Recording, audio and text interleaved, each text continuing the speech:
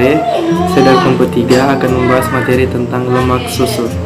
Lemak susu merupakan zat penyusun air susu yang terpenting karena mempunyai arti ekonomi yang penting, yaitu dapat digunakan sebagai bahan mentah dalam pembuatan es krim, mentega, dan produk susu lainnya. Lemak mempunyai nilai gizi yang tinggi atas dasar kandungan energi yang dikandungnya. Selain itu, lemak juga mengandung nutrien lain yang penting seperti vitamin dan asam-asam lemak esensial. Lemak memegang peranan dalam menentukan rasa, bau, dan tekstur. Secara kimia, lemak susu terdiri atas trigliserida yang tersusun dari 1 molekul gliserol dengan 3 molekul asam lemak. Melalui ikatan-ikatan ester, menurut Backel, sekurang-kurangnya terdapat 50 macam asam lemak di dalam susu, di mana 60-75% lemak yang bersifat jenuh, 25-30% lemak yang bersifat tak jenuh, dan sekitar 4% merupakan asam lemak yang tak jenuh ganda. Asam lemak yang terdapat paling banyak adalah miristat atau C14, palmitat atau C16, dan stearat atau C18. Komposisi asam lemak susu disajikan pada tabel 1. Lemak susu mengandung asam lemak esensial, asam linoleat, dan linolenat yang memiliki bermacam-macam fungsi dalam metabolisme dan mengontrol berbagai proses biologis dan biokimia pada manusia. Terima kasih. Santoso, saya akan melanjutkan pembahasan kelompok kami. Di dalam susu, lemak terdapat sebagai emulsi minyak dalam air. Bagian lemak tersebut dapat terpisah dengan mudah karena berat jenisnya yang kecil. Reaksi-reaksi kimia mudah terjadi di permukaan perbatasan lemak dengan mediumnya.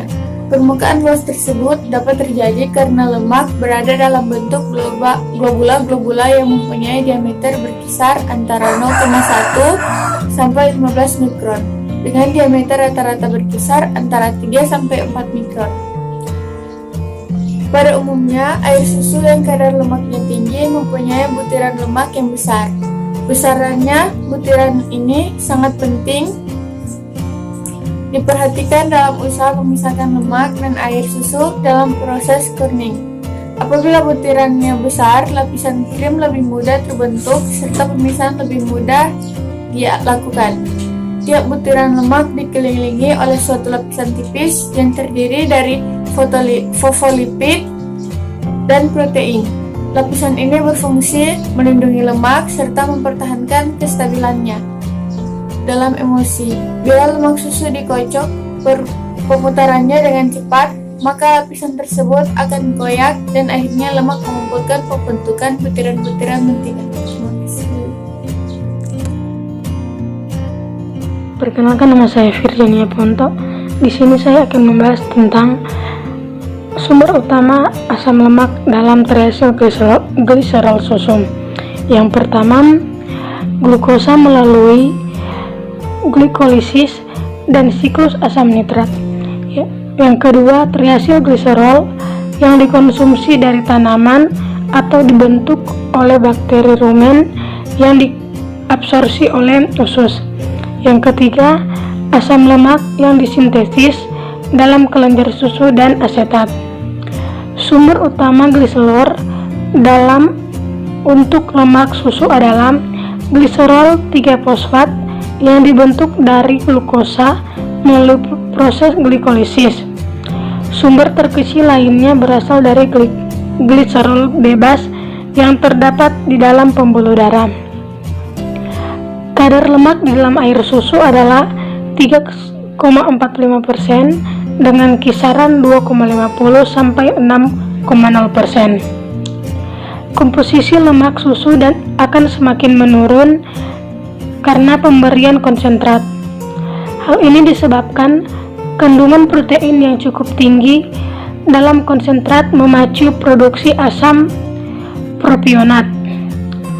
Pakan hijauan menghasilkan banyak asetat sebagai bahan baku sintesis lemak susu. Seperti halnya protein susu, kadar lemak susu akan menurun dengan meningkatnya produksi susu. Saya Amelia Lawani. Saya akan melanjutkan melanjutkan pembahasan dari teman saya. Di dalam kelenjar susu, trigliserida diambil dari kilomikron dan diubah menjadi gliserol, monogliserida, dan asam lemak. Reaksi perubahan ini dilakukan oleh lipoprotein lipase. Selanjutnya, gliserol diubah menjadi alfa-gliserol fosfat, asam lemak menjadi asil KOA untuk membentuk trigliserida susu. Sedangkan monogliserida tidak mengalami perubahan. Asam asetat dan asam beta hidroksi butirat diubah menjadi trigliserida melalui asil KOA. Semua trigliserida yang terbentuk disimpan dalam asinus lumen sebagai lemak susu. Lemak susu mengandung komponen bioaktif yang sanggup mencegah kanker. Meskipun susu mengandung asam lemak jenuh yang dihubungkan dengan aterosklerosis dan penyakit jantung, namun susu juga mengandung asam oleat yang memiliki korelasi negatif dengan penyakit tersebut. Lemak susu mengandung asam lemak esensial, asam linoleat, dan linolenat yang memiliki fungsi mengontrol proses fisiologis dan biokimia manusia. Terima kasih. Saya Oktavia Marnilabi. Di sini saya akan membahas tentang manfaat lemak susu pada tubuh dan peran lemak di dalam susu. Yang pertama, saya akan membahas tentang peran lemak di dalam susu. Yang pertama, lemak memberikan rasa yang enak pada susu. Yang kedua, lemak merupakan pembangun jaringan tubuh. Tubuh kita terbuat dari jutaan sel yang dibungkus oleh membran. Membran ini berfungsi untuk memisahkan bagian dalam sel dari bagian luarnya. Ternyata membran sel disusun oleh fosfolipid, trigliserida, dan kolesterol yang kesemuanya ada pada kandungan lemak susu. Yang ketiga, lemak berfungsi sebagai pelarut vitamin A, D, E, dan K.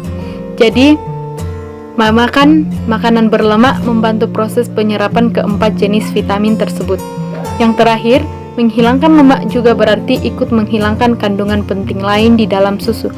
Jadi kandungan lemak di dalam susu tidak boleh dihilangkan karena akan menghilangkan kandungan penting lainnya. Yang berikut, manfaat lemak susu bagi tubuh. Kandungan lemak yang ada dalam susu memiliki banyak manfaat bagi tubuh. Yang pertama, meningkatkan penyerapan mineral.